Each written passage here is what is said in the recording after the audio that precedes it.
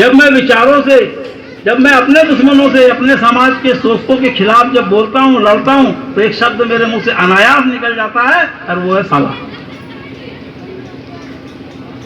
ये मेरी पीड़ा निकलती है, ये मेरा दर्द निकलता है। तो उसको अदरवाइज मत लीजिए। तो बिरसा मुंडा ने इन तमाम जातियों को जोड़ करके एक समाज बनाया और बड़ी लड़ाई खड़ी की, इसीलिए वो इतिहास में दर्ज है।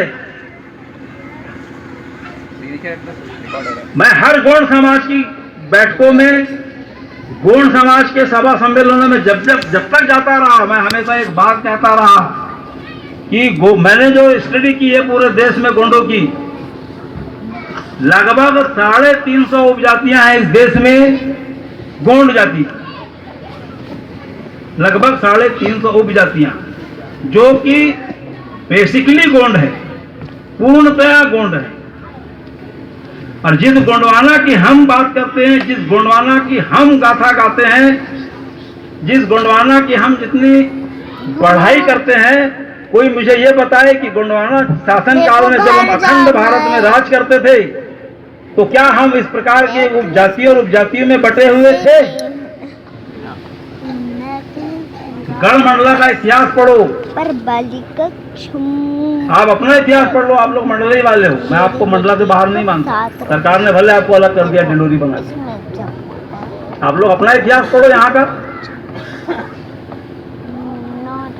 कि गोंडवाना साम्राज्य में प्रधानमंत्री कौन थे, सलाहकार कौन थे, सेनापति कौन थे, राज दरबारी कौन थे, पुजारी कौन थे।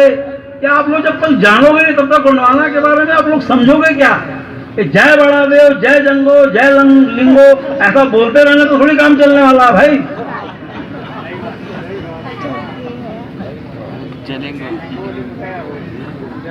ये कहाँ गलत बोल रहा हूँ क्या मैं? नहीं, मेरे को लगता है गलत बोल रहा हूँ। हाथ उठा के बताओ मेरे को आप लोग। आधे लोग उठाए, मतलब आधे लोग मानते हैं कि मैं गलत बोल रहा हूँ। गलत नहीं बोल रहे हैं। नहीं देखो, ये मजाक का विषय नहीं है साथियों। मैं बहुत गंभीर, इतनी गंभीरता से बोलने का साहस भी नहीं जुटाने वाला कोई दोबारा इस मंच में, ये भी बता दे रहा हूँ मैं। इतने गंभीर विषयों पे साहस नहीं जुटा पाता आदमी बोलने के लिए। सोचता बैठ के अतिथि बन के ऐसा बोलूंगा पर पता नहीं यार समाज वाले नाराज हो जाएंगे क्या। पापा जी तो सच नहीं बोल पाता वो, यही सच है।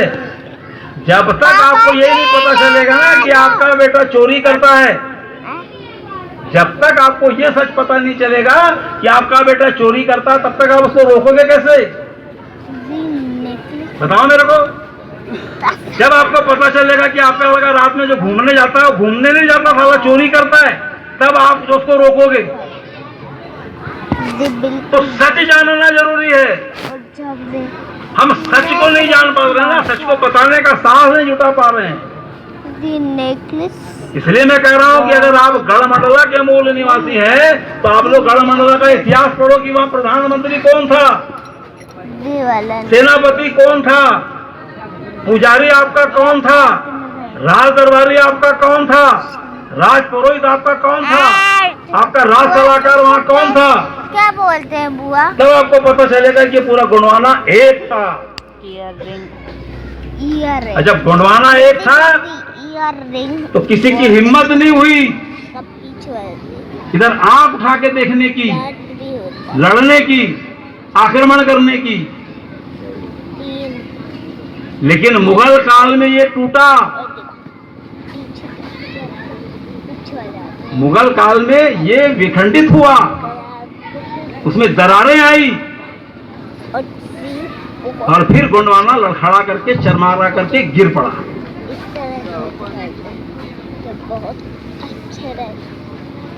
तो एक शिक्षा के अभाव ने हमारा बड़ा भारी पतन किया। और आज भी हम लोग इस मंच में हर आदमी ने बोला कि भैया पढ़ो, अपने बच्चों को शिक्षित करो, पढ़ाओ लिखाओ। यही तो एक मूल मंत्र सभी लोग दे रहे हैं ना कि पढ़ो पढ़ो पढ़ो पढ़ो पढ़ो, पढ़ो लिखो। फिर इतिहास गढ़ो। तो एक ये विषय हो गया जिस पे मैं आप लोगों से बात करना चाहता था। मैं बांधी हूँ। और क्योंकि ये बड़ी ऊर्जावान धरती है गोंडवाना की, बड़े प्रबुद्ध लोग हैं, आप लोगों से मिला, आप लोगों से बात किया तो मैं तो बड़ा पारखी आदमी हूं। मैं बात करते करते पहचान जाता हूं कि ये आदमी कितना प्रतिशत बौद्धिक है। मैं उससे अगर 2 मिनट बात कर लूं तो मैं उसको समझ जाता हूं कि इसके अंदर में कितना प्रतिशत बौद्धिक क्षमता है। तो मुझे लगा कि ये बड़ी एनर्जेटिक धरती है, बड़े ऊर्जावान आप लोग हैं, विचारों से भी बड़े मजबूत हैं, प्रबुद्ध हैं। ऐसा ही मंडला भी होगा।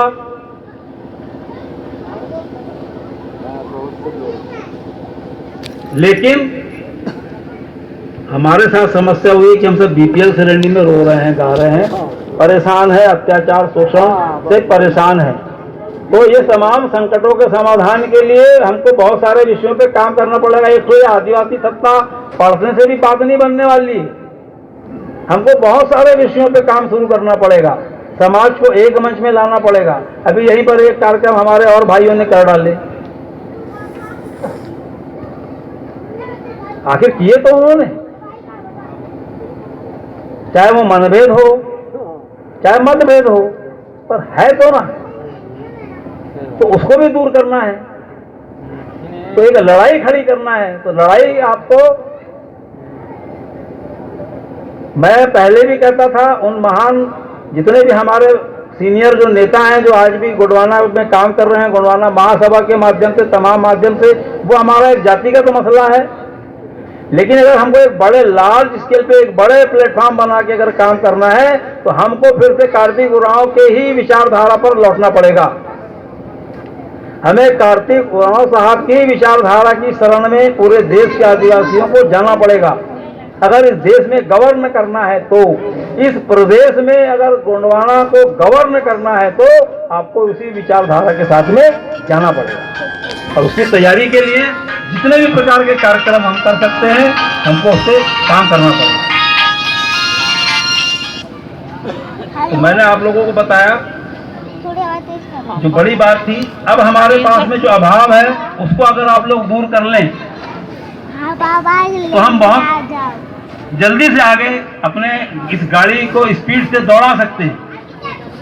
हमारे समाज में विचारक नहीं है, हमारे समाज में लेखक नहीं है, हमारे समाज में पत्रकार नहीं है, हमारे समाज में टीवी एंकर नहीं है, हमारे समाज में प्रकाशक नहीं है, मुद्रक नहीं है। मतलब मीडिया से रिलेटेड, विचार क्रांति से रिलेटेड हमारे पास में कोई सिस्टम डेवलप नहीं हो रहा है। तो इस पे भी हम लोग काम करें। और एक अभी हमने जो छोटा सा तंत्र शुरू किया हुआ है मीडिया के रूप में, उसके साथ आप लोग जुड़िए और अपने विचारों से हमको जोड़िए और हमारे विचारों से आप जुड़िए, तब जाकर के हम एक बहुत बड़ी कामयाबी की ओर एक रास्ता तैयार कर सकते हैं। कामयाब हो जाएंगे तो उसकी दिल्ली बहुत दूर है, लेकिन हम एक सेतु बनाने का काम इस देश में, इस प्रदेश में शुरू कर सकते हैं। इसी आशा और विश्वास के साथ कि आप लोगों ने मुझे बड़े गंभीरता से सुना, बड़े ध्यान से सुना।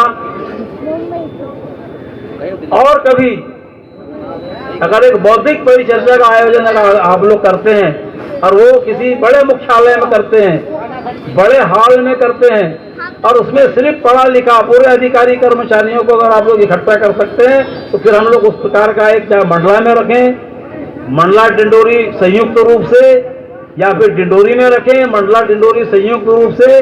तो इस प्रकार के इंटेलेक्चुअल क्लास की एक बड़ी बैठक जिसमें ज्यादा से ज्यादा 400 लोग हों, प्रबुद्ध लोग हों, फिर वो चाहे गांव का प्रबुद्ध व्यक्ति हो चाहे फिर शासन प्रशासन में बैठा हुआ प्रबुद्ध व्यक्ति हो, और कोशिश करो कि उसमें अधिकतम 90% युवा लोग हों, उसमें महिलाएं भी हों, हमारी युवा महिलाएं। इस प्रकार से हम लोग बैठे तो फिर मैं बहुत सारे विषय पे फिर मैं आप लोगों को बताऊंगा, और आप लोगों के अंदर क्या है उसको भी मैं सुनूंगा, फिर डिफाइन करेंगे। अंत में मैं एक नारा बोलिए चाहे शायरी बोलिए, इसके साथ मैं अपने वाणी को विराम दूंगा। बाहों में जिन्हें अपने विश्वास नहीं होगा,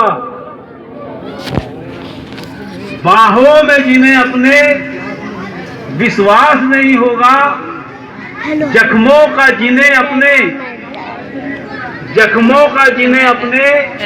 एहसास नहीं होगा, तो कान खोल कर सुन लो हे गोंडवाना के नागरिकों, सोई हुई कौम का कोई इतिहास नहीं होगा, इतिहास नहीं होगा, इतिहास नहीं होगा। धन्यवाद। जय गोंडवाना।